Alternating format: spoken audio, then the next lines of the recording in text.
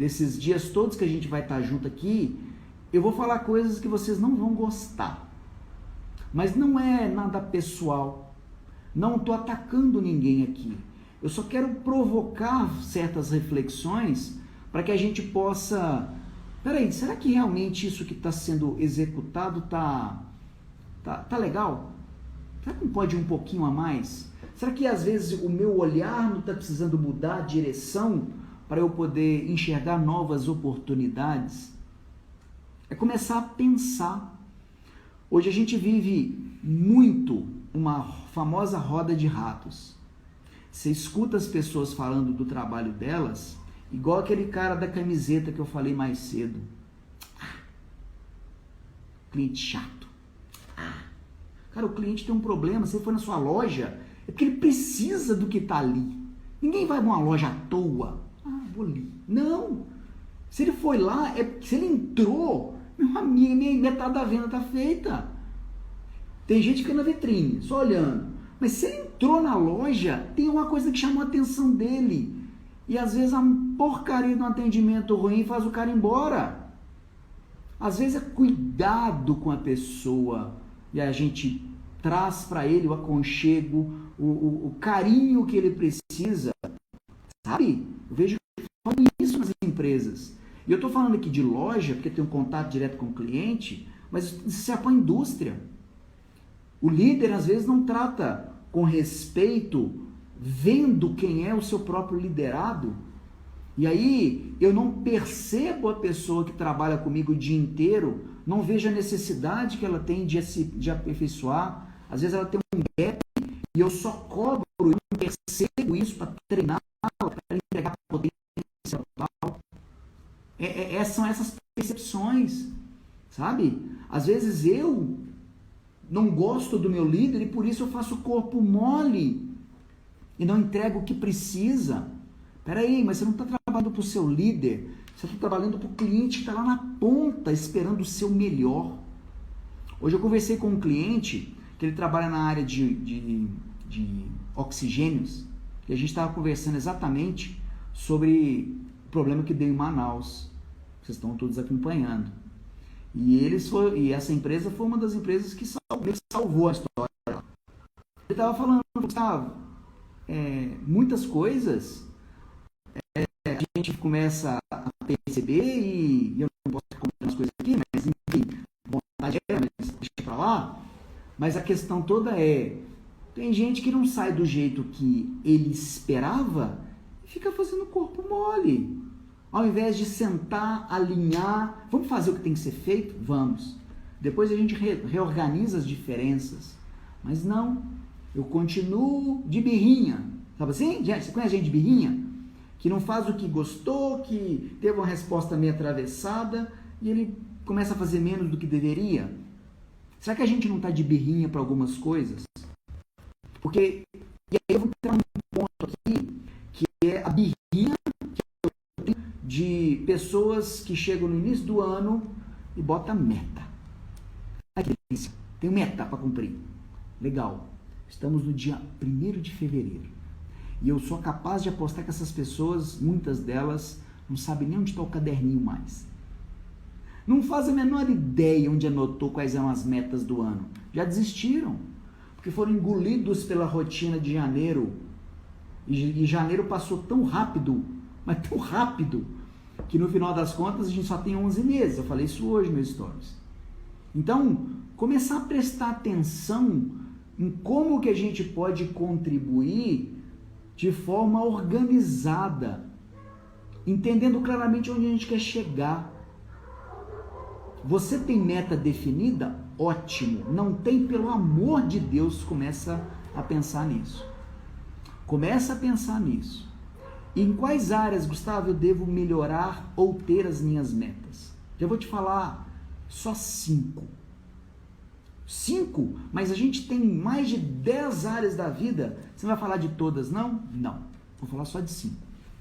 Deixa eu te falar quais as áreas que você tem que ter meta. A primeira, óbvia, é na área profissional. Qual profissional você quer ser até dezembro? Como assim, Gustavo? Talvez você está num cargo hoje E o seu objetivo é receber uma promoção até o final do ano. Então, a sua meta tem que ser promovido para o cargo tal até 30 de dezembro de 2021. Isso é uma meta profissional. Eu quero assumir o cargo de liderança tal na minha área. Isso é outro cargo maravilhoso. Outra meta maravilhosa. Eu quero mudar de emprego e começar a empreender. É uma outra meta maravilhosa. Então, eu preciso entender a minha meta profissional para eu direcionar as minhas ações, saber quais são as minhas habilidades que eu tenho que desenvolver, porque o que te trouxe até aqui não vai te levar até o próximo nível. As habilidades que o seu líder tem são diferentes das suas.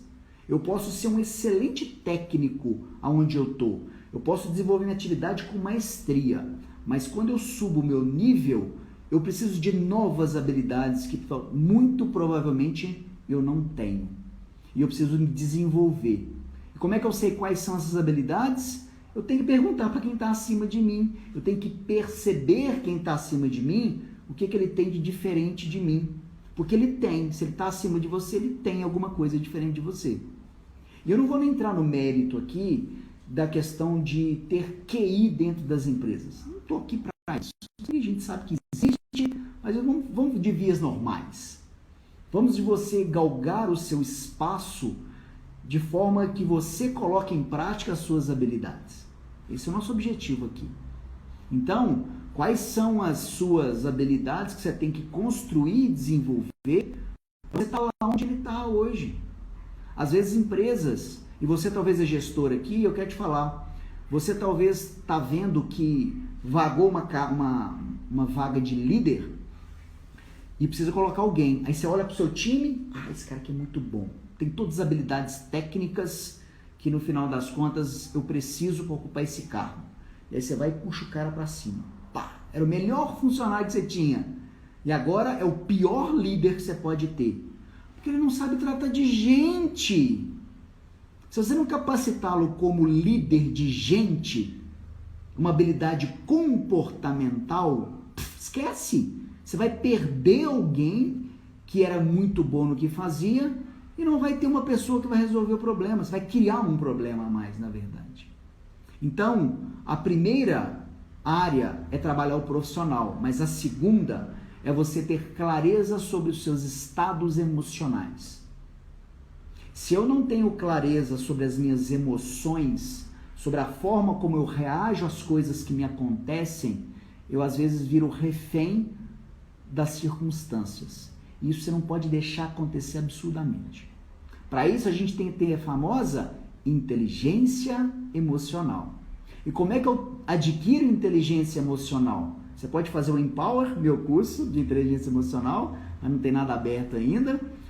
Mas você pode também começar a entender claramente quais as emoções que te dominam, quais as coisas que você trabalha no seu dia a dia que às vezes te afeta. Às vezes o que te afeta é o jeito de um colaborador, é um jeito de um par, de um colega de trabalho. E você não sabe, mas existem perfis diferentes. E esses perfis diferentes, alguns deles são conflitantes, inclusive na forma de se comunicar.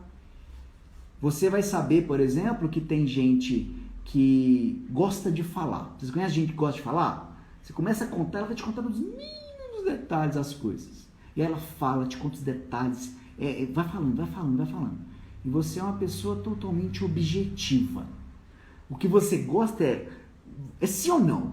Seu negócio é papum, vambora, tô atrasado, tudo assim. Quando junta vocês dois para conversar, o que vai dar? Vai dar merda. Vai dar merda. Por quê? Porque um tá querendo ir embora, porque não aguenta mais escutar. E o outro tá querendo atenção e contar tudo o que aconteceu. Não vai funcionar. Mas vai funcionar se você sabe que existem essas diferenças. Então você não deixa aquela emoção de que você não está aguentando escutar o outro, porque você sabe que ele é desse jeito. Nossa, já vem o fulano que não aguenta parar de falar. E aí você, o que você faz? Você já evita aquela pessoa. Então, às vezes no seu ambiente de trabalho, tem pessoas que você convive muito bem, tem pessoas que o santo não bate. E por que acontece isso? Porque no final das contas, as pessoas têm perfis diferentes. Alguns a gente se conecta porque tem o mesmo jeito e outros a gente não suporta porque é prolixo demais, porque isso, porque aquilo. Eu tenho que entender isso. Então, cuidar das minhas emoções, sabendo lidar com as pessoas, é fundamental para que eu tenha no meu ambiente de trabalho um local que me permita executar a minha máxima potência. Falamos das suas metas profissionais, falamos de você controlar e ter inteligência emocional para lidar com os detalhes ao redor do seu ambiente, só que você tem que cuidar da sua saúde. E cuidar da saúde não significa simplesmente comer bem. Eu não sou nutricionista, nutrólogo, não estou aqui para te dar dieta. Eu estou aqui para te falar que você tem que cuidar do seu corpo, da sua mente, do seu estado. Esse é o grande desafio. Eu preciso entender o que funciona para mim. E tem gente que é mais noturna, tem gente que é mais diurna. Então, se eu sei que de manhã não funciona muito bem, e eu estou falando de mim, por exemplo, eu vou marcar uma reunião às 7 horas da manhã, cara, eu fui dormir às 2h30. Às 7 da manhã eu não vou estar na minha potência máxima. É melhor marcar às 10. Eu garanto que eu estou blindando o meu corpo para poder estar bem nesse momento. Se eu sei disso, se eu entendo claramente disso, então eu posso melhorar a minha disposição para que eu entenda que o meu corpo, o meu estado emocional, ele faz muita diferença. Então eu tenho que cuidar da minha saúde física, mental e emocional. Senão não funciona.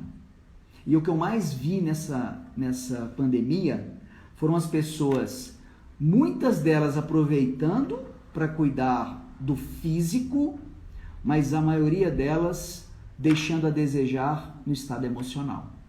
Porque não entenderam que a clausura que a gente estava, ela era temporária. E muitas pessoas não tiveram esse preparo, não tiveram esse controle das emoções para conseguir levar isso numa boa. E aí por isso que a gente vê um monte de aglomeração até hoje aí, de praias lotadas e a coisa continuando feia, porque no final das contas as pessoas não aguentam mais viver com elas mesmas. Opa! Cuidar das minhas próprias emoções é cuidar das emoções que eu consigo lidar comigo mesmo. E às vezes não é tão simples. Eu preciso de ajuda, preciso de pessoas especialistas para fazer isso. O Fred, que estava aqui na live, trabalha com isso, psicólogo.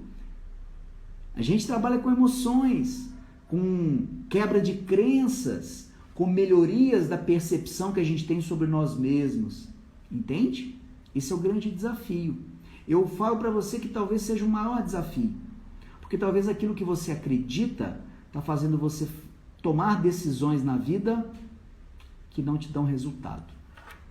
E esse é o nosso grande desafio.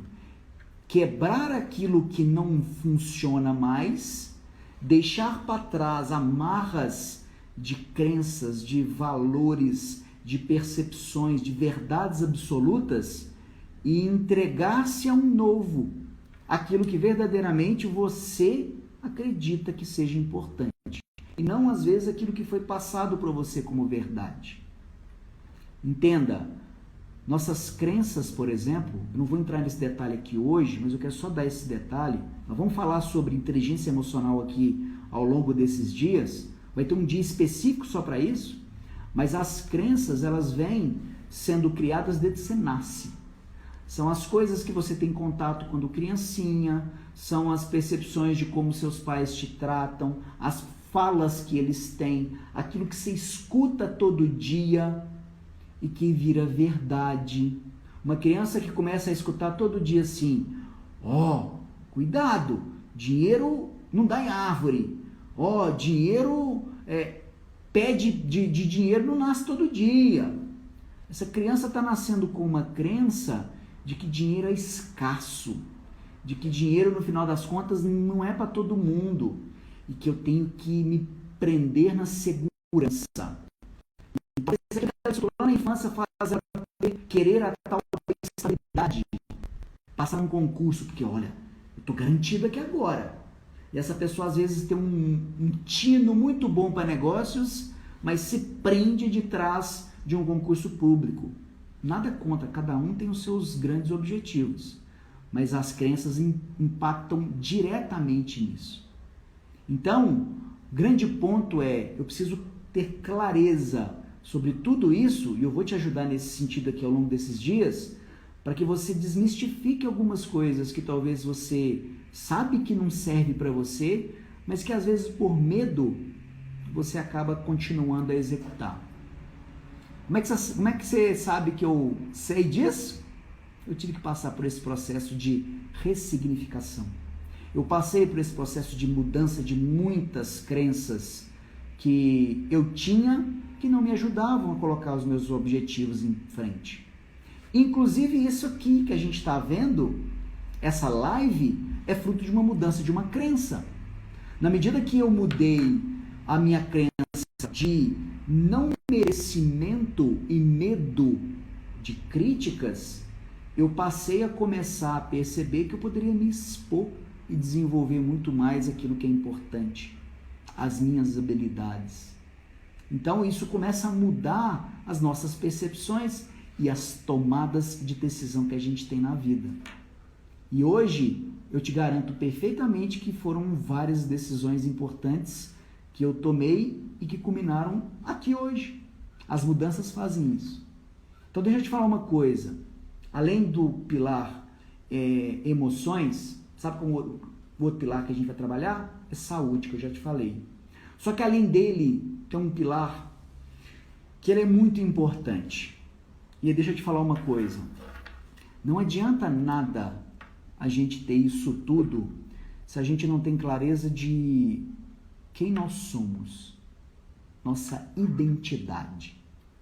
E quando eu falo identidade, é eu saber claramente quem eu sou, quais os meus potenciais e principalmente aquilo que eu não sou.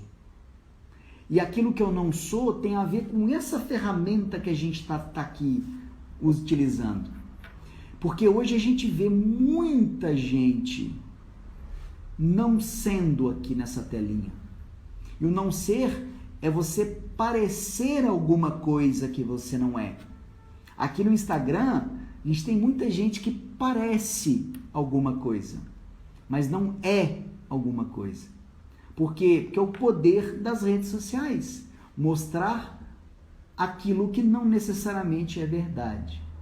Mostrar uma versão, às vezes, das pessoas que é a versão que elas querem mostrar para parecer alguma coisa. E isso faz muito mal para muita gente. A gente vê casos de influencers digitais que pelo trabalho, pelo contrato com a marca de roupa, faz aqui aquelas poses maravilhosas e que no final das contas está em depressão porque odeia fazer o que faz. Mas tem que parecer que é a melhor profissão do mundo. Não estou falando que são todas as influências que são assim, tá? Mas eu sei de casos reais de algumas que sofrem com isso. E eu estou falando das influências, mas estou falando também do dia a dia, de quem trabalha em algo que não se identifica, não se representa, não se vê naquilo. E a gente morre todos os dias um pouquinho quando a gente faz isso. Eu tenho propriedade para falar isso, porque ao longo de 9 anos isso foi o que aconteceu, mas eu descobri só no final. Tá tudo bem, mas a gente tem que descobrir e tem que ter coragem para olhar. É isso que eu quero te propor agora. Você ter coragem para olhar. Olhar para onde, Gustavo? Olhar para exatamente onde você está. E ter clareza se aquilo que você faz te representa. Se não te representar, tá tudo bem. Você teve clareza sobre isso. Agora, se não te representar verdadeiramente e estiver doendo, você tem que montar um plano de fuga. E o plano de fuga não é sair daquele para ir para qualquer um. É um plano de fuga para você identificar qual é o seu caminho real e você ir em busca dele. Esse é o seu caminho. Gustavo, eu adoro o que eu faço. Eu amo o que eu faço, eu me identifico legal. Mas como é que tá a parte financeira? Como assim? Não, você ama o que você faz. Não, amo, adoro o que eu faço, é maravilhoso, me identifico, adoro o que eu faço todo dia, me dou totalmente. 150% todo dia. Tá, e como é que tá a parte financeira? Tá te rendendo dinheiro? Você está conseguindo pagar suas contas com esse trabalho que você faz? Vamos ser prático aqui. Gustavo, não, é quase que um hobby. Falei, então você tem que começar a rever. Porque o seu trabalho ele tem que ser monetizado. Eu costumo dizer que a gente tem que monetizar a nossa paixão.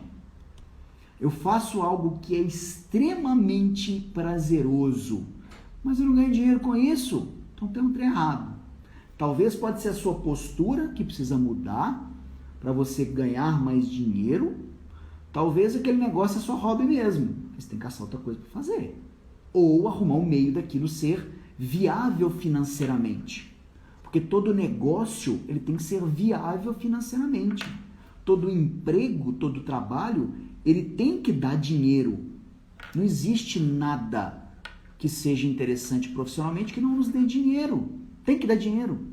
Gustavo, você está muito capitalista. Não, o mundo é capitalista. Nós precisamos de dinheiro e ser muito bem pagos para isso, para que a gente tenha liberdade de escolha na nossa vida.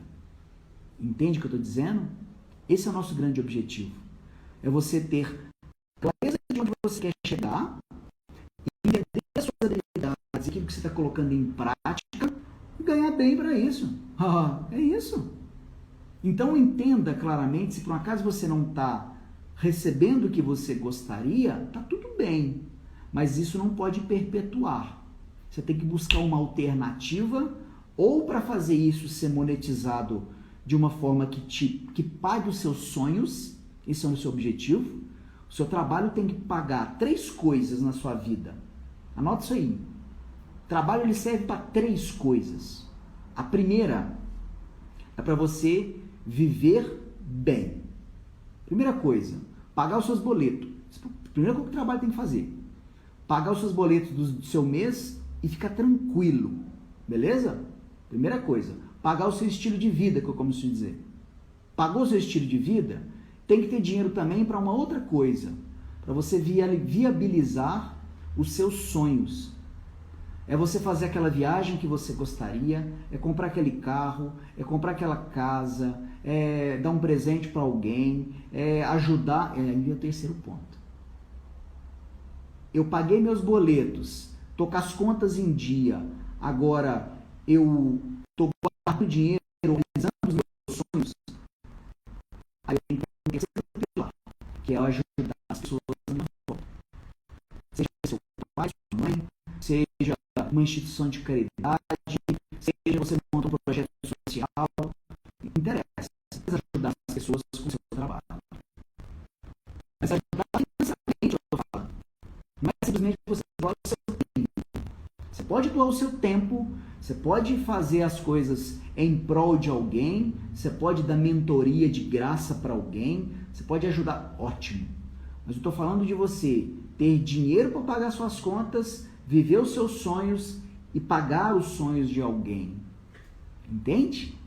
Então entenda claramente que dinheiro serve para essas 3 coisas.